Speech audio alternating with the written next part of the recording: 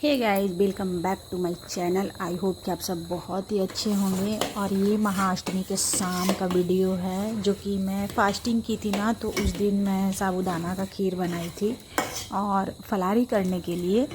और मैंने कुछ भी तिक्कुर का हलवा भी बनाया जाता है, या आप सिंघाड़े का आटा का हलवा बना सकते हैं, या साबूदाना का खीर बना सकते हैं, या लाई पेड़ा केला और फल का फल में कुछ भी खा सकते हैं। मखाने का खीर भी बना सकते हैं।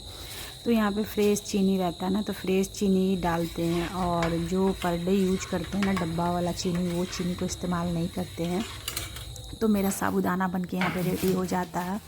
और उसके बाद फिर ना मैं माता रानी को अष्टमी के शाम को भोग लगाने के लिए साबूदाना और उसमें तुलसी पत्ता भी डाल देते हैं।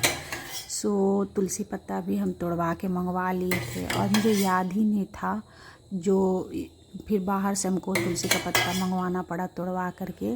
और क्योंकि जिस तुलसी में आप पूजा करते हैं ना, तो वो तुलसी का पत्ता तोड़ा नहीं जाता है। और जिसमें आप पूजा नहीं करते हैं तो उसमें से फिर तोड़ सकते हैं, फिर कोई दिक्कत नहीं है। तो फिर यहाँ पे हम ना सभी देवी देवता के लिए साबूदाना निकाल लेते हैं और सब में तुलसी पत्ता डाल देते हैं।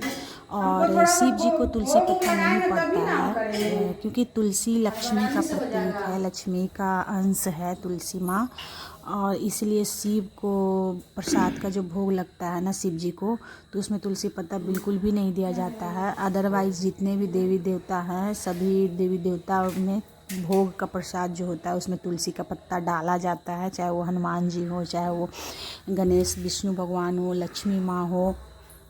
और बैक टू बैक सावन शुरू होते के साथ ही फेस्टिवल आना शुरू हो जाता है, क्योंकि सावन में तो सबसे पहले भोले बाबा आते हैं और उनकी पूजा होती है, आराधना होती है और चारों तरफ हरा हरियाली छा जाता है। यानी सावन का उल्टा नक्शा हो जाता है बिल्कुल। 1 महीना तक उनके पूजा आराधना होता है और दीप धूप चलता है, बहुत ही अच्छा। और उसके बाद फिर गणपति जी आते हैं, गणेश भगवान जो शिव जी के बेटे हैं, तो फिर उनका गणेश चौथ का पूजा होता है।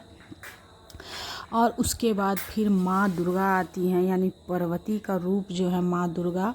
और लक्ष्मी, काली और सरस्वती तीनों का विकराल रूप धारण करती हैं। जब महिषासुर को वध करना था, तो माता रानी जो है महिषासुर भारी पड़ रहा था, तब तीनों देवियों को एकत्रित होके तीनों का शक्ति को एक करके पावर को, और तब जाकर फिर महिषासुर को संहार की माता रानी।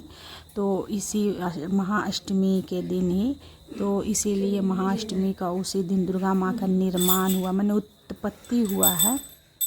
तो इसीलिए महाअष्टमी का त्यौहार हम लोग धूमधाम से सेलिब्रेट करते हैं। और हम लोग फास्टिंग भी रहते हैं अष्टमी के दिन, और सारा दिन चाय पानी सब पीते हैं। और उसके बाद यहाँ पे हम दिया भी जला लेते हैं शाम का। और उसके बाद फिर साबूदाना का भोग, केला पेड़ा अमृत सेव जो सब कुछ भोग लगाते हैं। और उसके बाद फिर हम भी फलाहार कर लेते हैं। और क्योंकि आज ही हमको ना घूमने भी जाना था, सो हम जल्दी जल्दी पूजा करके फलाहार करके और घूमने के लिए भी निकलते हैं, क्योंकि नवमी के दिन ना बहुत ज़्यादा भीड़ हो जाता है। सो अष्टमी फास्टिंग तो रहता ही है, तो अष्टमी के दिन ही हम लोग घूम लेते हैं। पूजा पाठ जो भी सुबह में भी जा कर के डाला खोचा भर देते हैं, और फिर शाम में भी अपना फलारी वलारी करके उसके बाद जो भी पंडाल है घूमने निकल जाते हैं।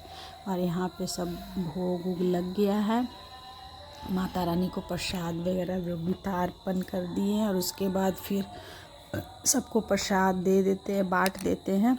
और उसके बाद फिर हम भी अपना थोड़ा बहुत खा लेते हैं। ऐसे तो मीठा नहीं खाया जाता है, लेकिन फिर भी कपुल का खाना पड़ता है। तो इसी वजह से आज नए चैनल को वीडियो